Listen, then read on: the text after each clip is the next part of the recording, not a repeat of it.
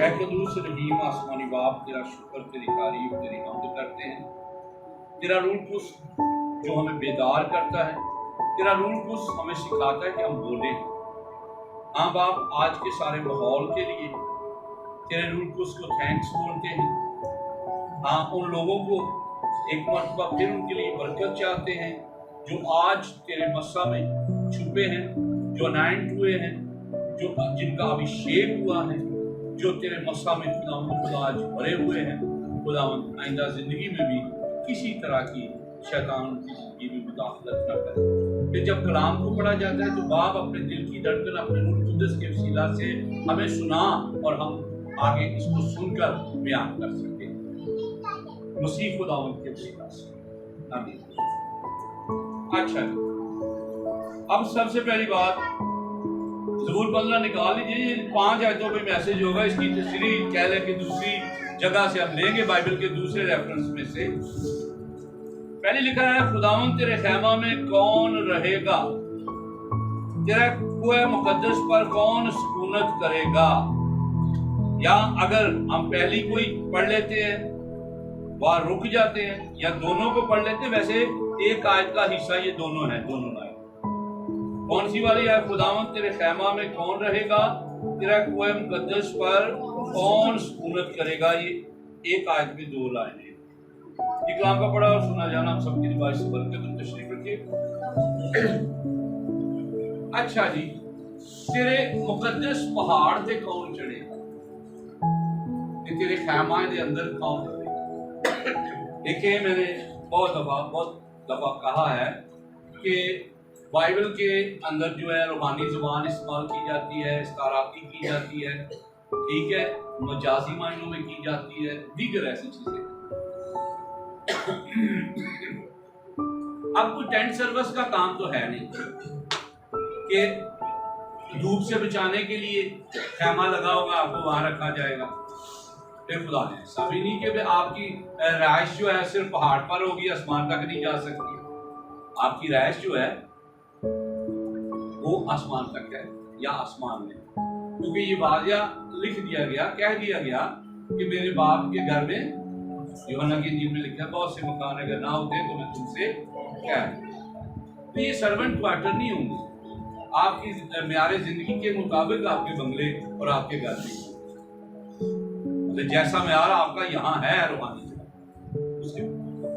اچھا، تو میں نے یہ واضح آپ سے کر دیا کہ استعاراتی زبان، مجازی زبان، روحانی زبان، دیگر ایسی چیزیں آتی ہیں جنہیں ہم نے سمجھنا ضروری ہے۔ تو خیمے سے جب ہم مراد لیتے ہیں، وہ میں نے بات پہلے بھی ریپیٹ کی ہے کہ خیمے سے یہ مراد نہیں کہ آپ کو کسی ٹینٹ میں رکھا ہوا خدا کے پاس جگہ نہیں، آپ کو کسی پہاڑ پر ٹھہرا دیا جائے گا، خدا کے پاس جگہ نہیں، آپ بالکل خدا کی حضوری میں رہیں۔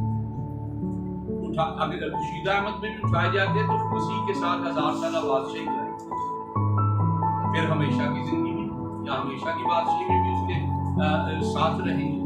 تو یہ لازم اس کا جز ہے، حصہ ہے ہمارے ایمان کا، جس پر ہم چل رہے ہیں۔ توبہ کرنے کا یہ مطلب نہیں ہے کہ ہم صرف اور صرف آسمان میں زندگی پائیں گے، یہاں سے بھی جب ہم نجات حاصل کرتے ہیں تو ہر وبا سے کرتے ہیں، ہر جتنی مرضی گن لیں جو ابلیس کی طرف سے آتی ہے۔ اچھا، خیمہ کی اب بات کرتے ہیں کہ کون تیرے خیمہ میں رہے گا۔ سوالیہ کر دیا گیا اس بات کو، پھر تیرے کوہ مقدس پہاڑ پر کون رہے گا۔ اب خدا کے خیمہ کے معنی مفہوم تو میں نے بتا دیا، لیکن خدا کی درینا خواہش، درینا سے مراد شدید خواہش یہ رہی ہے ہمیشہ کہ وہ جو نکلا ہوا آدم تھا یا باغ عدن سے نکلا ہوا آدم تھا، نکالا گیا آدم تھا، رد کیا گیا تھا، خدا کی درینا خواہش ہے کہ میں اس کے ساتھ سکون۔ جیسے یہ باتیں سوالیہ کی گئی، یہ خاص اور خاص مقدس دور کا ضرور ہے۔ آپ اسے پڑھ لیں شروع میں، مقدس دور یہ اس کے سوال تھے خدا کے ساتھ۔ تو خدا کی بھی یہ درینا خواہش رہی ہے، جس طرح داؤد نے یہ بیان کیا انسان کی یہ درینا خواہش ہے، خدا کی بھی درینا خواہش تھی کہ میں آدم کے ساتھ رفاقت رکھوں، میں آدم کے ساتھ بات کروں۔ تو جب اس نے یہ مقام کھویا تو آگے وہ کہتا ہے آدم تو کہاں ہے؟ اور آج تک وہ آواز وادیوں میں گھوم رہی ہے، اے آدم تو کہاں ہے، اے فلاں نام کے آدم تو کہاں ہے۔ خدا کی دلیل خواہش ہے وہ آپ کے ساتھ رہے، اس آسمانی بادشاہت میں بھی آپ کے ساتھ رہے، آپ کے ساتھ بیٹھے ہوئے، آپ اس کی حمد و ثنا کرتے ہیں، آپ اس کی شان لب کشائی کر رہے ہیں۔ حالانکہ ایک سوچنے کی بات ہے، لب کشائی کرنے کے لیے تو وہاں کروڑوں فرشتے ہیں۔ میں کہتا ہوں اگر وہ آپ کی لب کشائی سنتا ہے تو اس کا احسان ہے ہم پر، اس کے پاس تو بہت زیادہ ہے، اس کا احسان ہے کہ آپ کے لیے ٹائم نکال کے آپ کی لب کشائی، آپ کی حمد کے گیت کو سنتا ہے، خوش ہوتا ہے۔ تو اسی طرح آپ اس کے ساتھ رہیں گے، اس کی حمد کریں گے، لب کشائی کریں گے، گیت گائیں گے اس کی حضوری میں۔ تو یہ خدا کی درینہ خواہش ہے۔ میں اس کے لیے ساتھ ساتھ ریفرنس آپ کو دوں گا تاکہ ہم اسے اچھی طرح سے سیکھ سکیں، پڑھ سکیں، سمجھ سکیں۔ مکاشفہ کی کتاب اس کا 21 باب اس کی 3 آیت میں لکھا ہے، پھر میں نے تخت میں سے کسی کو بلند آواز سے یہ کہتے سنا کہ دیکھ خدا کا خیمہ آدمیوں کے درمیان ہے اور وہ ان کے ساتھ سکونت کرے گا اور ان کا خدا ہوگا۔ آگے بھی پڑھتے جائیں، ان کے دوسری جگہوں پہ یہ بھی لکھا ہے کہ ان کے آنسو بھی پوچھ دے گا اگر اس دنیا میں رہ کر انہوں نے کوئی دکھ اٹھایا ہے۔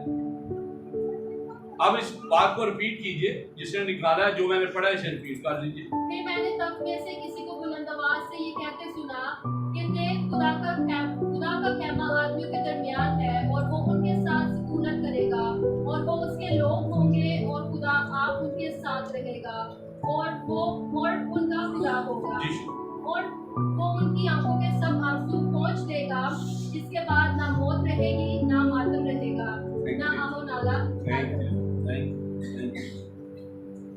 اب یہ خدا کی خود بھی اتنی درینہ خواہش ہے، جس مخلوق کو اس نے اتنے پیار سے بنایا تھا، اس مخلوق سے وہ پیار بھی اتنی زیادہ کرتا ہے۔ داؤد کو بھی یہ مکاشفہ، مقدس داؤد کو بھی یہ مکاشفہ ملا تو اس نے سوالیہ کیا کہ اس کی شرائط کیا ہوں گی جناب، آپ اپنے خیمے میں ہمیں لائیں گے، اس کی شرائط کیا ہوں؟ تو شرائط جو روح القدس نے اسے دی، اس نے بیان کر کے لکھ دی، وہ جو اس طرح کرے گا، اس طرح کرے گا، اس طرح کرے گا، وہ خدا کے خیمہ میں یا اس کی حضوری میں جا سکے گا۔ ہم سب مستحق اور انتظار کر رہے ہیں، مشتاق ہے اس بات کی کہ کب آمد پوشیدہ آمد ہو اور ہم اٹھائے جائیں۔ اب اس ایمان میں جیتے ہیں، اس ایمان میں اگر ہم جیتے ہیں تو پھر لازم ہے کہ ہم ان باتوں پر غور بھی کریں کہ ہم نے اس کے خیمہ میں جانا۔ اور خیمہ کے روحانی معنوں میں بات جب میں نے کی تو میں اور کر دیتا ہوں، اس سے مراد جتنی دفعہ بھی آپ پڑھیں گے یہ خدا کی حضوری ہی نہیں ہوگا، ٹھیک ہے؟ مثال کے طور پر متی 23 اس کی 37 کو اگر پڑھیں تو وہاں بھی ایسی ہی بات لکھی ہے۔ مقدس متی کی معرفت لکھی کی انجیل اس کا 23 باب اس کی 37 آیت۔ جی اے یروشلم، تو جو نبیوں کو قتل کرتا اور جو تیرے پاس بھیجے گئے ان کو سنسار کرتا ہے، کتنی بار میں نے چاہا کہ جس طرح مرغی اپنے بچوں کو پرو تلے جمع کر لیتی ہے، اسی طرح میں بھی تیرے لڑکوں کو جمع کر لوں، مگر تم نے نہ چاہا۔ ہم جب گناہ میں پھنستے ہیں پھر نہیں چاہتے، جب ہم خدا میں ہوتے ہیں تو انتظار کرتے ہیں کہ ہم اس کی حضوری میں یہاں بھی رہیں اور آگے چل کے بھی اس کی حضوری میں رہیں۔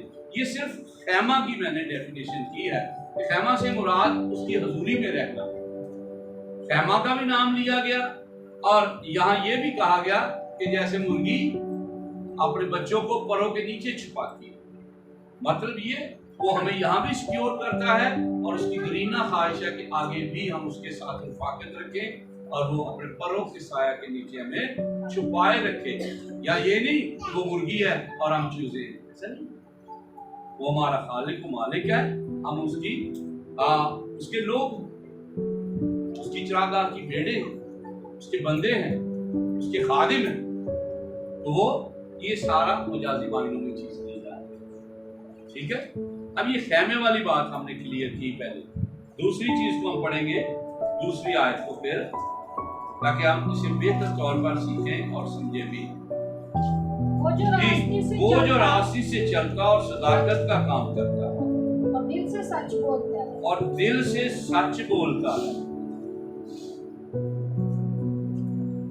दिल से सच बोलता, सदाकत की राह पर चलता है। इंसान को तो ऐसी राहें सीधी मालूम होती हैं जिनकी इंतहा मौत को चली जाती है। और दिल के सच बोलने की बातें तो हमने पहले भी की कि दिल से सच कब हम बोलते हैं। मैं कहता हूं खुदा के पास भी हम सच उस वक्त बोलते हैं जब हमारी जानकारी में बनी हो। तो कोशिश करते हैं खुदा को भी आलो टालो में टाल दिया जाए, ना टाइम दिया जाए, ना वक्त दिया जाए, ना उसकी हजूरी में झुका जाए, ना उसकी हजूरी का तकद्दस रखा जाए, ना उसकी पाकीज़गी का तकद्दस रखा जाए। तो यहाँ एक खूबसूरत बात मतलब जो लिखी है, जो बेटी ने पढ़ी दूसरी आयत को, वो जो रास्ते से चलता और सदाकत का काम करता है। अब सदाकत का काम हिंदी बाइबल में लिखा है जो धर्म का काम है, वो जो धर्म का, अब मैं अल्फाज को आसान करता हूं, जो मजहब की राह पर चलता है, और आसान करता हूं जो बाइबल के कहे पर चलता है, वो है सीधी राह। अदरवाइज इंसानी नुक्ता निगाह से तो हमें हर राह ही ठीक नजर आती है। मिसाल के तौर पर अगर हम इंसानी नुक्ता निगाह से या अपनी जो फहम है या अकल है उससे अगर देखें तो इमसाल 14 बाब उसकी 12 आयत को पढ़ें तो फिर वही बात लिखी है जो हमने पहले पढ़ी। ऐसी राह भी है जो इंसान को सीधी मालूम होती है पर उसकी इंतहा में मौत की राह है। जी, जो इंसान को सीधी मालूम होती है उन्हें सीधी ही लगनी है, यार ठीक है, और ना वो सदाकत की राह पर चलता है। और आगे क्या लिखा है इसका एक और पॉइंट था, सच बोलना है वो जो दिल से सच बोलता जी, है। वो एक तो ये बात हुई और दूसरी है दिल से सच बोलना।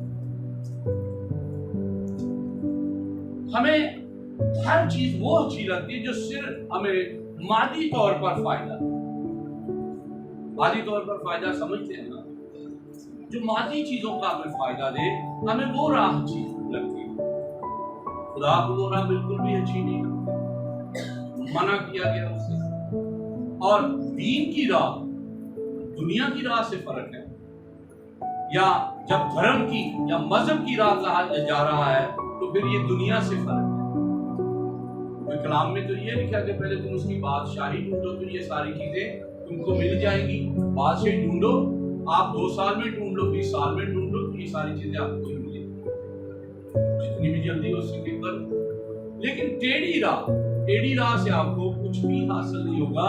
ये इंसानी नुक्ता निगाह से कि हम टेढ़ी राह को सीधी राह समझते हैं क्योंकि हम मादी चीजों के लिए टेढ़ी राह का इस्तेमाल करते हैं।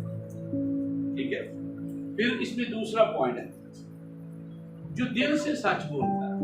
दिल से बालों का हमारा कोई बड़ा होता है, हम समझते हैं बूढ़ा है, चल झूठ भी बोल के उसे सच ही समझा देते हैं कि मैं सच ही बोल रहा हूँ आपके साथ। खुदा से तो भी कुछ ना आप उसके मुकद्दस खैमा में दाखिल हो सकते हैं according to Bible in reference के मुताबिक। बहुत दफा हम सच नहीं बोलते और दिल से बोलना तो बड़ी दूर की बात है, जुबान से भी सच नहीं। कोशिश करो कि अगले आदमी को सच लगे, मैं बात इस तरह बना के करूं कि उसे सच लगे। चलो उसे लग गया बेचारे को, खुदा को तो नहीं लगा, उसे तो पता है ये झूठी बोल रहा है। जब आप दिल से सच बोलेंगे तो यकीन कीजिए फिर खुदा को भी पता होता है और ये मेरे लिए सच बोल रहा है क्योंकि ये मुझे जानता है, इसलिए ये सच बोल रहा है कि नहीं खुदा नाराज हो। यहाँ ये लिखा है कि जो दिल से सच बोलता है वही उसके खैमा में दाखिल होगा, उसके आराम में दाखिल होगा, उसकी बादशाहत का वारिस होगा। अब तीसरे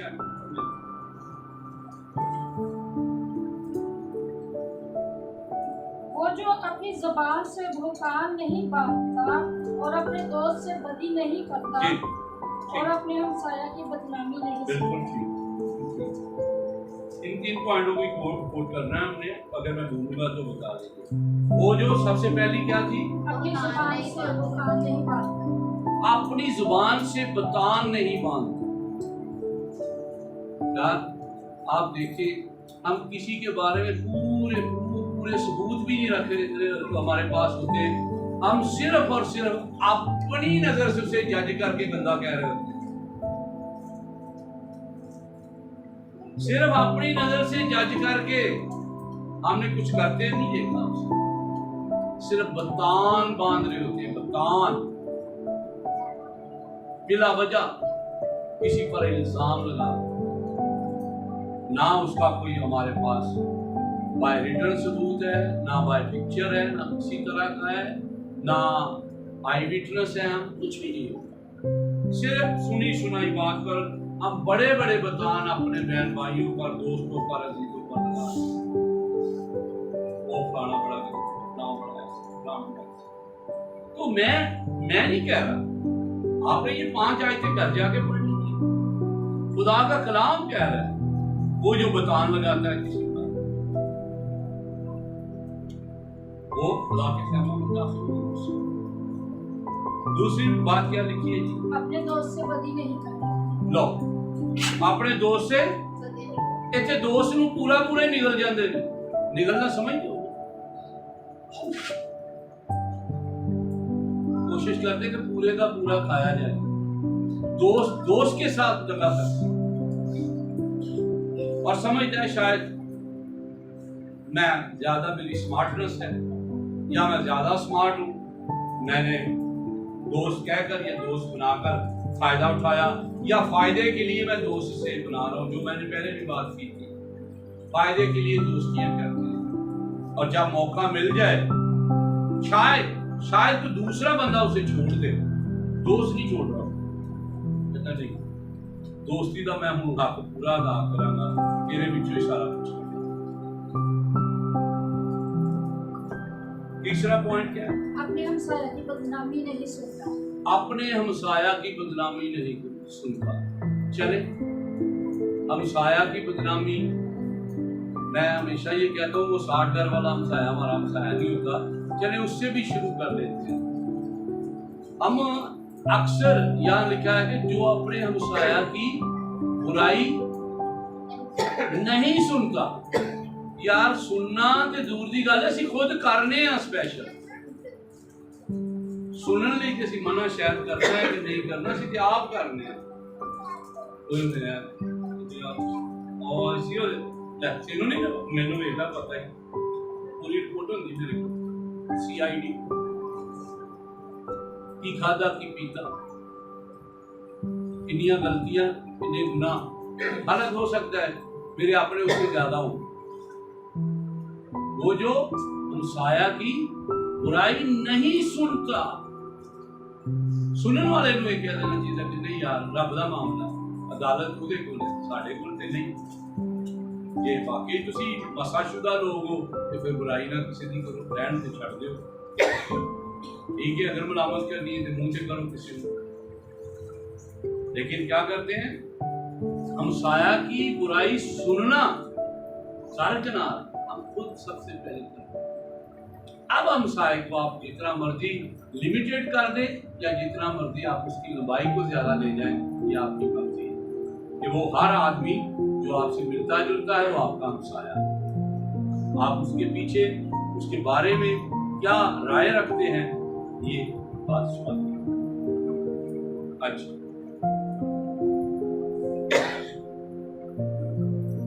इसके लिए रेफरेंस भी हम कोट करेंगे, जब उधर से पढ़ रहे हैं तो रेफरेंस कोट करेंगे। मत्ती 7 बाब पहली आयत को पढ़िए जरा जी, जल्दी से। ऐबजोई ना करो कि तुम्हारी भी ऐबजोई ना की जाए, ऐबजोई ना करो कि तुम्हारी भी ऐबजोई ना की जाए। और हम अपने आप को बड़ा स्मार्ट समझते हैं, जब बैठ के चाय पीते हैं ऐबजोई भी कर रहे होते हैं साथ साथ, और बड़े खुश भी होते हैं। तो यहाँ ये लिखा है कि जो ऐबजोई करता है, अपने हमसाया के खिलाफ बोलता है, वो खुदा की बादशाही का वारिस नहीं हो सकता या उसके खैमा में दाखिल ही नहीं हो सकता।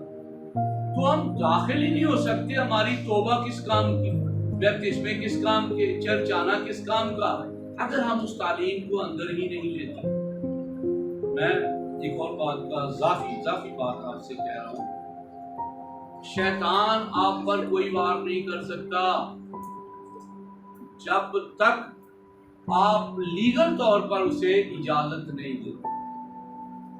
لیگل اجازت آپ کیا ہے؟ میں بتاؤں. آپ چگلی کر رہے ہیں, یہ لیگل اجازت دے دی اپنے اندر آنے کا. آپ بد نظری کر رہے ہیں, آپ موبائل پہ گندی فلمیں دیکھ رہے ہیں, گندی چیزیں دیکھ رہے ہیں, آپ نے اجازت دے دی. پھر آپ کہتے رہے, پھر شیطان نہیں سنے گا. یہ رول ہے. پھر شیطان نہیں سنے گا. کیوں سنے وہ؟ آپ نے خود اسے اجازت دی ہے لیگل طور پر اپنی زندگی میں آنے کے لیے یا اپنے اندر کام کرنے کے لیے. آپ اس وقت تک ہی شیطان کو بھگا سکتے ہیں جب آپ بھی لیگل وے پر کام کرتے ہیں, آپ بھی ٹھیک کھڑے, وہ بھاگے گا. آپ اسے لیگل اجازت نہیں دیں گے, وہ نہیں آ سکتا, زبردستی آ ہی نہیں سکتا. جب آپ اجازت دیتے ہیں تو پھر آتا ہے. تو ہم عیب جوئی کریں, وعدہ گوئی کریں, دوست سے دغا بازی کریں, دل سے سچ نہ بولیں, تو یہ کہیں کہ میں شیطان کو حکم دوں گا تو میری زندگی سے نکل جائے گا. نہیں, آپ نے لیگل طور پر اسے اجازت دے دی اندر. آپ راحت نہیں پائیں گے, آپ اندر سے خوشی نہیں پا سکتے. خوشی اس وقت ہی پائیں گے جب ان چیزوں کو باہر نکال کے پھر آپ کلیئر ہوں گے اور حکم دیں گے, اور وہ بیچارہ مجبوراً بھاگے گا کہ نہیں, یہاں میری جگہ ہی نہیں ہے. اس نے واضح کہہ دیا کہ یہاں تیری جگہ نہیں ہے, یہ تو صرف مسیح کی جگہ ہے. ناپاکی کی, نجاست کی, برے خواہشات کی, برے خیالات کی, چگلی کی یا وکیلی کی یا ایبجوئی کی جگہ ہی نہیں ہے بھائی. یہ تو شیطان کے رکھے, ٹھیک ہے, یہ نہیں مجھے چاہیے. سارے نال بہت جنگا یہ تو کہہ سکتے یارو دا بھلا ہو, خدا بھلا ہو, یہ کہہ کے تسی بچ سکتے ہو. اچھا, اب آگے بڑھتے ہیں جی.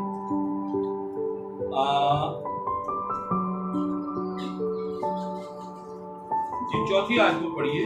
وہ جس کی نظر میں رزیل آدمی حقیر ہے, اور جو خداوند سے ڈرتے ہیں ان کی عزت کرتا ہے, وہ جو قسم کھا کر بدلتا نہیں, خواہ نقصان ہی اٹھائے.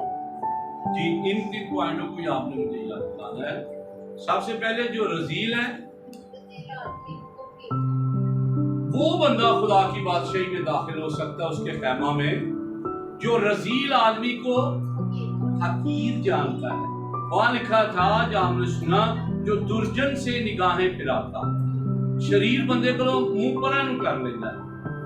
ایتھے کی ہے اسی 7 وال بن کے شریر نو ہی مل رہے ہیں. نہیں ہو کتے کام آئے گا یار, گولی گالی چلوانی پہ جاتی, فائر کٹے گا, اٹھا انہوں ایسے جا منڈیا کو بلا لے کے. جو درجن سے نگاہیں پھراتا, شریر سے نگاہیں پھراتا. اور آگے کیا لکھا ہے؟ نیک آدمی کی عزت کرتا. نیک آدمی کی عزت کرتا. ہمارے یہاں ماحول کیا ہے؟ آپ کھانے میں چلے جائیں, شریف کرسی دے کرسی دے بیٹھے, اور جو مسکین یا شریف ہے اور سے چلے بہ جا. یہ رویہ ہمارا عام سوسائٹی میں بھی ہے. تو کلام کیا کہہ رہا ہے؟ شریر سے نگاہیں پھرانا ہے اور جو نیک آدمی ہے اس کی عزت کرنی. عزت پتہ آپ کو چلے یہ نیک آدمی ہے, اس کی لازم عزت کرو. جس طرح بھی آپ اس کی تکریم کر سکتے ہو کرو. تیسرا پوائنٹ کیا تھا جی؟ جو وعدہ کر کے, کمٹمنٹ کر کے بدلتا نہیں, وہ خدا کے خیمہ میں داخل ہوگا. اور جو گرگٹ کی طرح, گرگٹ کو آپ سمجھتے ہیں, وہ رنگ بہت بدلتا ہے. جو گرگٹ کی طرح رنگ بدلتا, زبان بدلتا, وعدہ بدلتا, کمٹمنٹ بدلتا ہے, وہ بھی خدا کی بادشاہت کا وارث نہیں ہوگا. یہاں کتنی خوبصورت بات لکھی, جو کمٹمنٹ کر کے بدلتا نہیں خواہ اسے نقصان ہی ہو. ہندی میں لکھا ہے بھلے اسے ہانی پہنچے, پھر بھی اگر وہ نہیں हानि भी पहुंचती है, नुकसान भी पहुंचता है, फिर भी बदलता नहीं, तो वो बंदा धन्य है, यानी मुबारक है, वो खुदा के खैमा में दाखिल हो सकता है, वो खुदा की हजूरी का वारिस होगा। अच्छा जी, ये 3 पॉइंट है, इसके अलावा कुछ और भी है? नहीं सर। अच्छा, एक सेकंड।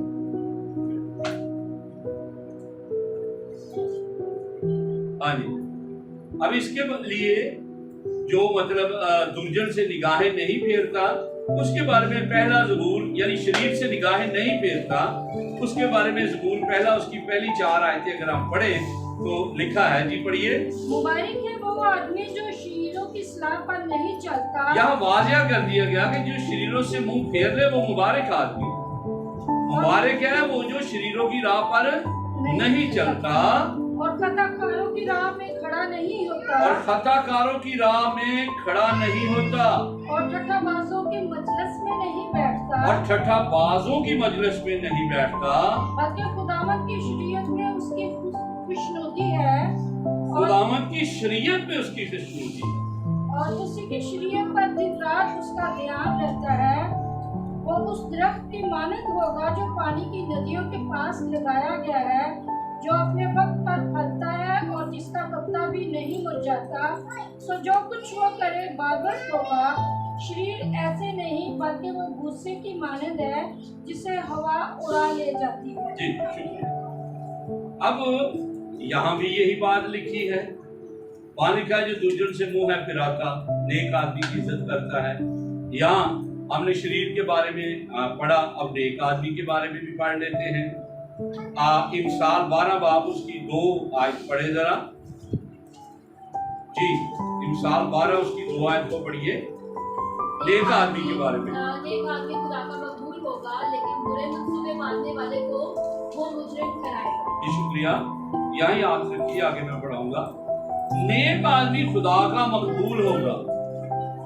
जब वो खुदा का मकबूल ही हो गया तो वो तो उसकी बादशाही का वारिस भी हो गया ना, कि वो नेक है।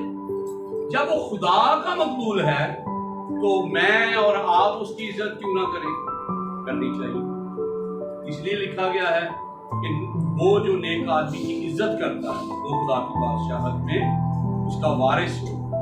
तो नेक आदमी खुदा का मकबूल है, तो इसे ये मुराद नहीं कि यहाँ सिर्फ आदमी लिया जा रहा है कि सिर्फ बंदा ही नेक होता है। आज चौथी आयत को भी जरा पढ़ ले। नेक औरत अपने शोहर के लिए ताज है, लेकिन नदामत लाने वाली उसकी हड्डियों में गुस्तीदगी की मानद है। नेक औरत भी ऐसी ही इज्जत रखती है, वो अपने शोहर के लिए फख्र है, ताज है। ताज की आप इज्जत समझते हैं, उसे सरबराही देती है, इज्जत देती है, लोगों में उसकी इज्जत बनती है, पहचान बनती है उसकी नेक नामी की वजह से। नेक औरत अपने शोहर के लिए ताज है, और नेक बंदे की इज्जत करना हम सबका फर्ज है, क्योंकि कलाम में हमने जो कुछ सुना, जो कुछ समझा, वो यही हमें सिखा रहा है कि नेक आदमी की इज्जत करो और दुर्जन से या शरीर आदमी से मुंह फेर लो। और पहले ज़बूर में लिखा कि मुबारक है वो जो शरीरों के साथ अपना मेल जोल नहीं रखता, ठट्ठाबाजों की मजलिस में नहीं बैठता है। सेम वही आगे कौन सा है जी? कसम खाकर बदलता नहीं। ये हो गया 5वीं आयत। 5वीं आयत। जी। वो जो अपना रुपया सूद पर नहीं देता और बेगुनाह के खिलाफ रिश्वत नहीं लेता, ऐसे काम करने वाला कभी जुम्बश ना खाएगा।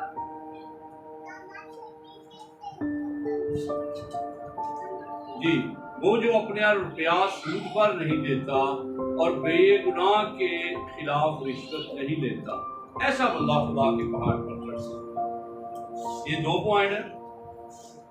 एक है वो जो रिश्वत सूद नहीं लेता। अब हमारे यहाँ क्या चीज है कि काम किसी का नहीं भी हो रहा, वो क्या करता है, मेज के नीचे वाला रास्ता इस्तेमाल करता है।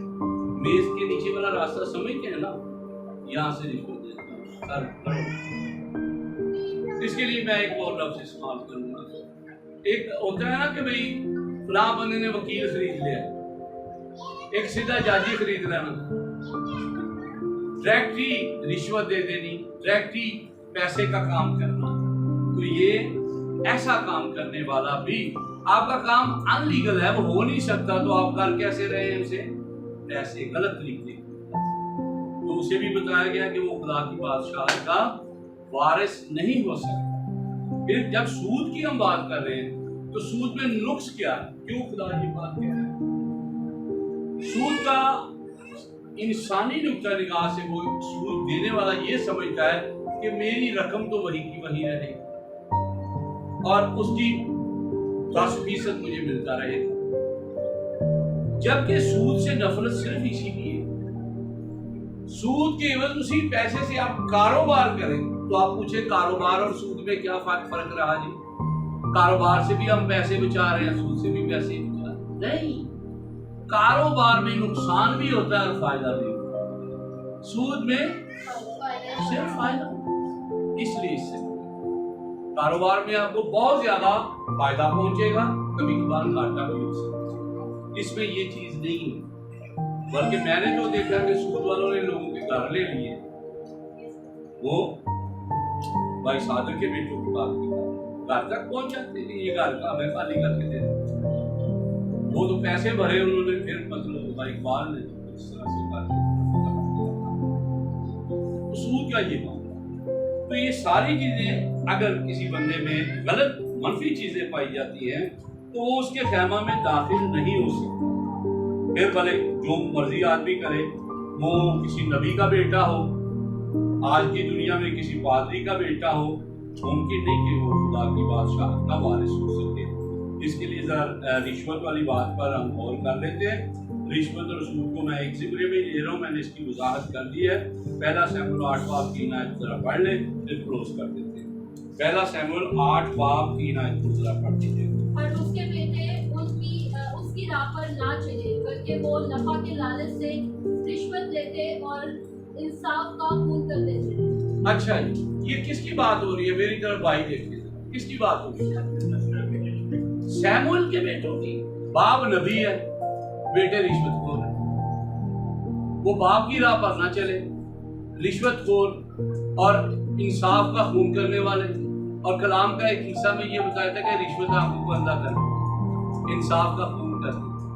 जजों को रिश्वत दी जाती है, बंदे हो जाते हैं, इंसाफ का खून करते हैं। इसलिए छोटे पैमाने पर हो या बड़े पैमाने पर, दोनों चीजें ही हमें खुदा की बादशाही से रोक देती है। तो फिर हम अपने पहले पॉइंट पर आ जाते हैं कि कौन है जो तेरे खैमा में रहेगा, कौन जो तेरे कुए मुकद्दस पर सुकूनत करेगा। ये लम्हा फिक्रिया आपके लिए है कि अगर आप सुकूनत करना चाहते हैं तो उसके लिए ये शराइत कलाम में लिखी गई। अगर आप इन्हें पूरा करते हैं तो आप बिल्कुल उसकी बादशाहत के वारिस हैं। आप जो शीदा आमद है उसके लिए तैयार रहें। उसके लिए आप इन चीज़ों का ख्याल रखें कि मुझसे कोई ऐसा काम तो नहीं हो रहा जिससे मेरा खुदा मुझसे नाराज हो जाए, जब वो लेने आए तो मैं जा ना सकूं। ये आपका या आपके सोच का अंदाज है कि आप इसे किस तरह लेते हैं। तो इस कलाम के वसीला से आप